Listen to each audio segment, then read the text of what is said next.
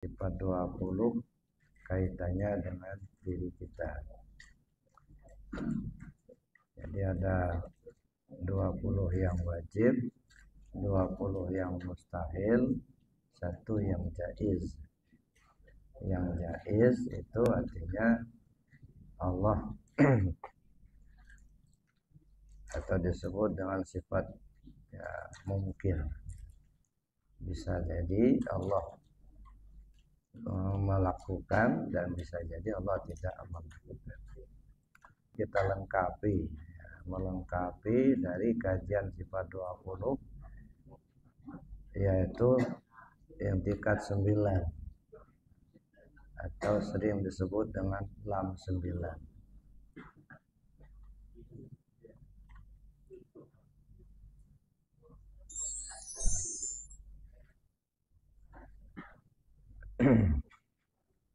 Yang tingkat 9 itu lam 9.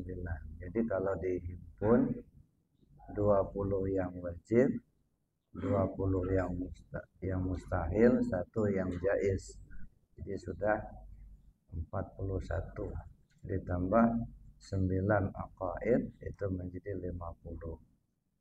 Jadi 50 itu nanti terhimpun dia dalam kalimat la ilaha illallah.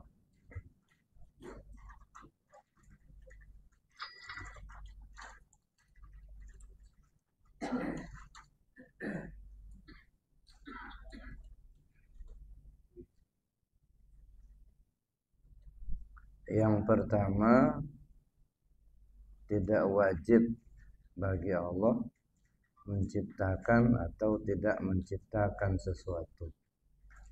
Yang kedua, Allah tidak mengambil manfaat dari af'al dan hukum yang ditetapkannya.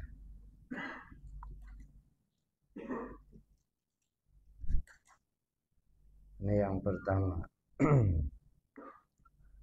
Tidak wajib bagi Allah menciptakan atau tidak menciptakan sesuatu. Apakah Allah akan buat sesuatu atau tidak buat sesuatu, itu jaiz bagi Allah. Artinya tidak wajib. Apakah seseorang akan diangkat oleh Allah jadi presiden atau tidak, itu jaiz bagi Allah. Artinya jaiz itu kalau Allah berkehendak bisa terjadi, tapi tidak wajib bagi Allah. Nah, jadi ada sifat yang wajib, ada sifat yang mustahil. Yang sifat yang wajib, yang 20 sifat yang kemarin kita bagi menjadi 4, ada nafsiyah, salbiyah, ma'ani dan ma'nawiyah. Kemudian lawan daripada sifat yang wajib itu disebut sifat mustahil. Nah, misalnya sifat wujud.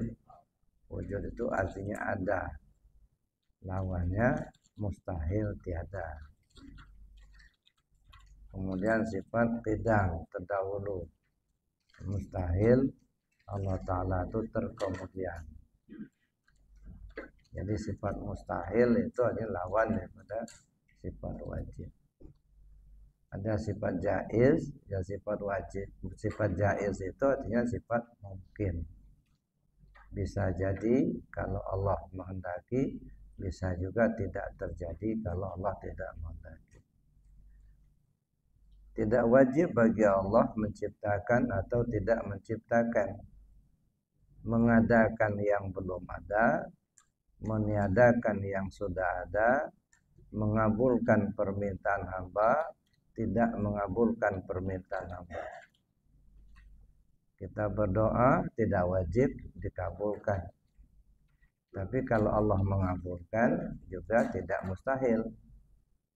Ini namanya tidak wajib. Mengadakan yang belum ada. Ada sepasang suami istri baru nikah, apakah akan dikasih oleh Allah keturunan, putra atau putri, atau tidak dikasih, itu hak Allah. Nah, jadi tidak wajib bagi Allah menjadikan seorang anak, tetapi tidak mustahil kalau Allah berkehendak. Kehendak Allah itu fa'alul lima yurid. Allah berbuat sekehendaknya. Tidak ada yang bisa ngatur-ngatur Tuhan. Meniadakan yang sudah ada. Ya. Ada seorang pejabat mau diturunkan oleh Allah jadi manusia terhina, bisa jadi. Nah, kita lihat aja Fir'aun. Bagaimana Fir'aun berkuasanya. Ya. Sampai ngaku jadi Tuhan. Pada akhirnya apa? Ternyata terhina. Mati tenggelam di lautan. Bagaimana Qarun? Qarun ternyata uangnya banyak, hartanya banyak, sampai anak kunci gudangnya saja 40 onta yang bawa. Itu anak kunci, bukan hartanya, anak kunci. Anak kunci gudangnya saja 40 ekor onta yang bawa. Itu banyaknya. Akhirnya apa? Mati kena semut. Dimasuki semut telinganya, udah nggak bisa diobati, mati. Nah, jadi kalau Allah berkehendak mudah saja. Ya. Yang hina jadi mulia, yang mulia jadi hina. Maka kita tidak boleh ya menuduh orang hina sekarang akan selamanya jadi hina. Nggak bisa. Bisa jadi dia hina sekarang, miskin sekarang, besok jadi orang termulia, orang kaya. Bisa jadi orang mulia sekarang, orang kaya sekarang, besok jadi orang hina atau orang miskin. Makanya dulu pernah saya cerita, ada seorang santri ya, yang sudah 17 tahun mengabdi di sebuah pondok pesantren. Dia mulai belajar di pondok itu sampai selesai di pondok itu, kemudian dia mengabdi menjadi guru di situ. Sampai 17 tahun dia tinggal di pondok itu. Jadi pada satu hari dia ngomong sama Pak Kiai. Pak Kiai, alhamdulillah saya sudah tinggal di pondok ini sudah 17 tahun. Terima kasih banyak Pak Kiai, saya sudah belajar di sini dan alhamdulillah saya sudah mengabdi di sini semampunya saya. Rasa-rasanya saya ingin pulang Pak Kiai. Ingin pulang kampung, saya ingin membangun pondok pesantren di kampung, membina orang kampung. Alhamdulillah, kata Pak Kiai. Syukurlah kalau kamu sudah punya pemikiran seperti itu. Cuman sebelum kamu pulang, Pak Kiai minta tolong sama kamu. Minta tolong apa Pak Kiai? Pak Kiai minta kamu carikan makhluk paling hina di dunia. Mana makhluk yang paling hina di dunia? Kamu cari, bawa ke sini. Ya, nanti saya kasih waktu 3 hari.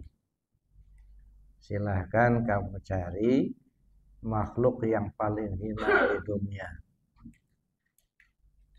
Saya kasih waktu 3 hari. Sudah, besoknya keluarlah dia dari pondok. Mulai jalan kaki. Mencari makhluk paling hina di dunia. Menurut pikiran dia. Sudah lama berjalan, ketemulah seorang gembel. Rambutnya kusut panjang, bajunya kumal, ya setengah gila lah orang gembel. Nah inilah makhluk yang paling hina di dunia.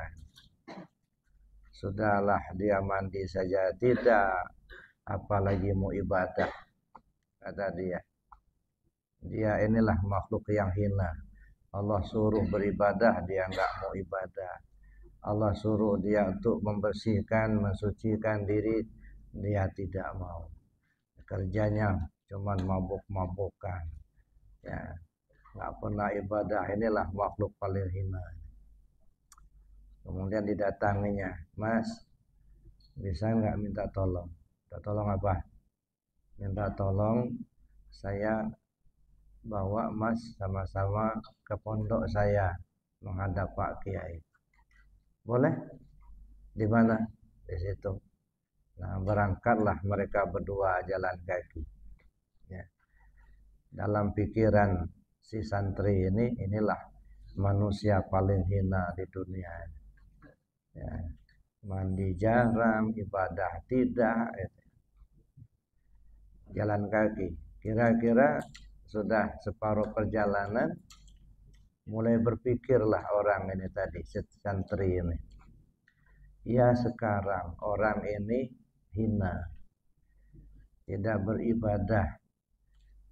Tapi kalau besok lusa Allah kasih petunjuk sama orang ini, pasti dia akan rajin ibadah.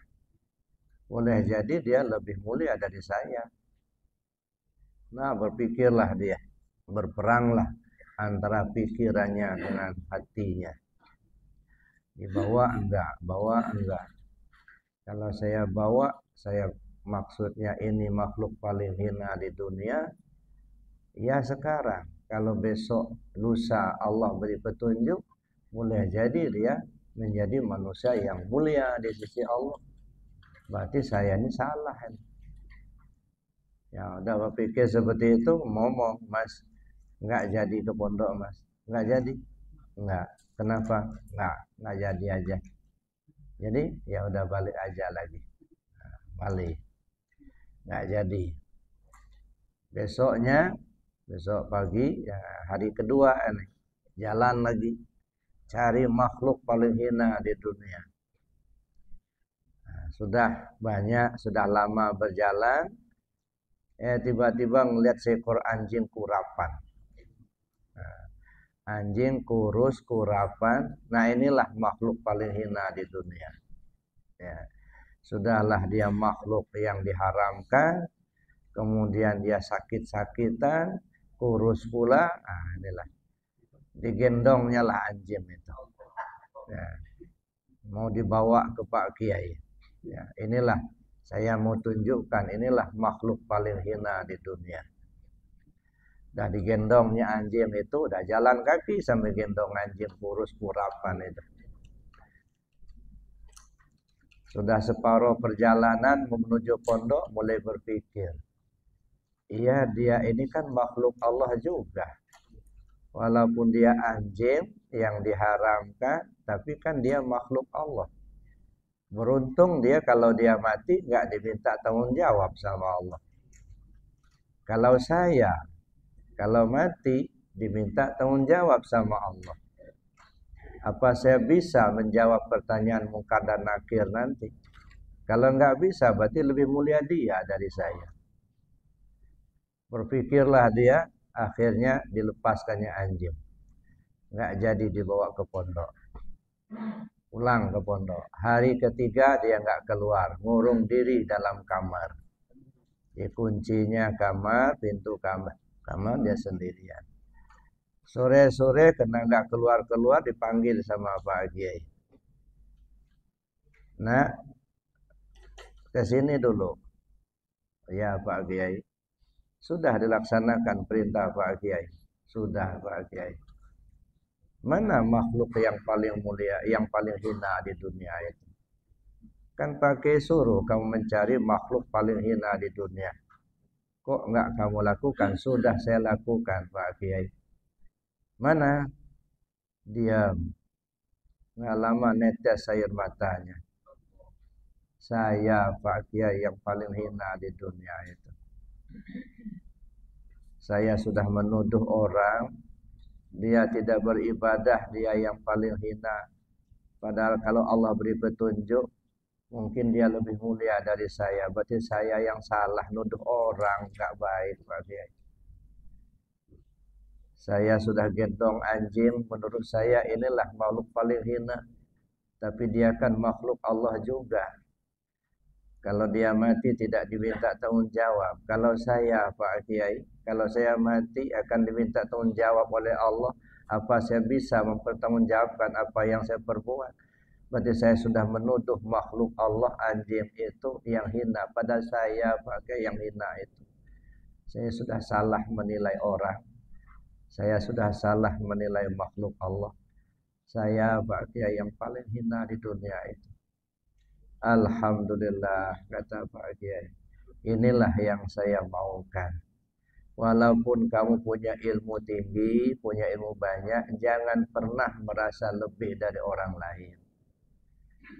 Walaupun kamu orang mulia, jangan pernah merasa lebih mulia dari orang lain. Sebab boleh jadi orang lain hina sekarang, besok lusa Allah angkat derajatnya menjadi mulia. Boleh jadi orang mulia sekarang, Allah hinakan dia, besok lusa menjadi orang hina. Pandanglah makhluk Allah ini sama. Ya. Manusia ini di sisi Allah sama. Ya. Di sisi Allah yang mulia itu yang takwa. Ya. Inna akramakum indallah atqakum. Yang mulia yang takwa. Jangan pernah menilai orang lain itu lebih hina dari kita. Jangan pernah menilai diri kita lebih mulia dari orang lain. Kau lulus nak, silahkan kamu pulang kampung. Nah, ini.